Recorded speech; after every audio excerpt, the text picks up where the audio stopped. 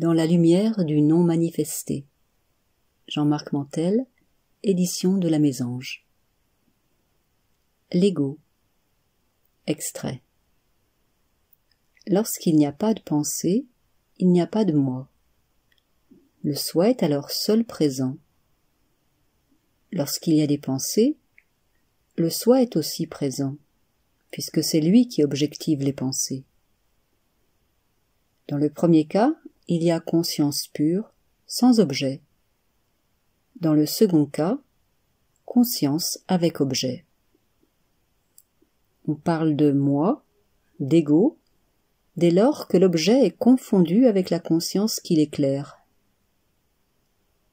Lorsque l'objet est reconnu en tant que tel, il s'efface et laisse la conscience seule avec elle-même.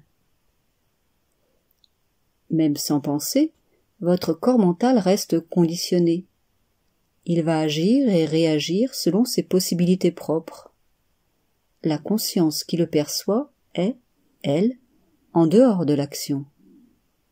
Elle en est le témoin. Sa nature est inconditionnée. C'est ainsi l'inconditionné qui contemple le conditionné. Si l'on entend par « moi » la manière dont votre corps mental est conditionné, on peut dire alors que votre « moi » perdure tant que votre corps mental fonctionne. Si l'on entend par « moi » la pensée conceptuelle « moi » qui se surimpose sur le corps mental, alors celle-ci est intermittente et disparaît lorsqu'il n'y a pas de pensée. Lorsqu'il n'y a pas de pensée conceptuelle « moi » surimposée, le corps mental fonctionne selon ses propres conditionnements.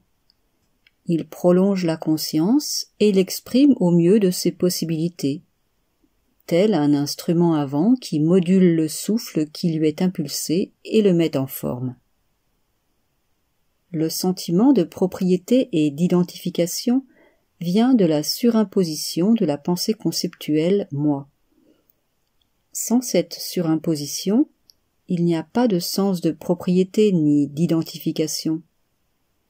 Le corps mental est simplement ce qu'il est, mouvant, changeant selon l'organisation des forces et des énergies qui le composent.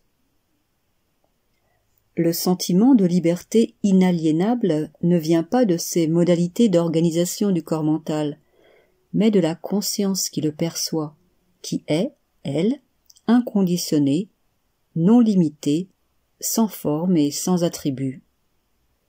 C'est en elle que se trouve et se découvre la béatitude et le sens profond d'existence, d'être-té. C'est vers elle que pointe la formulation « je suis ». C'est à elle que se réfère tout sentiment d'éternité, d'intemporalité et d'immortalité. Lorsque ces sentiments sont projetés sur le corps mental, ils sont cherchés vainement là où ils ne se trouvent pas. La déception qui s'ensuit est saine, puisque c'est elle qui va permettre de réorienter le regard vers lui-même, de ramener la conscience à sa nature propre, sans objet.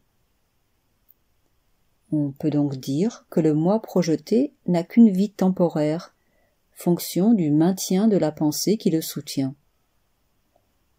Le moi non projeté est le soi, substratum indivisible de toute existence. Dans ce dernier cas, la question de la disparition ne se pose pas, pour cela qui n'est jamais apparu. Être ne peut en effet apparaître. C'est ce que l'on nomme l'omniprésence.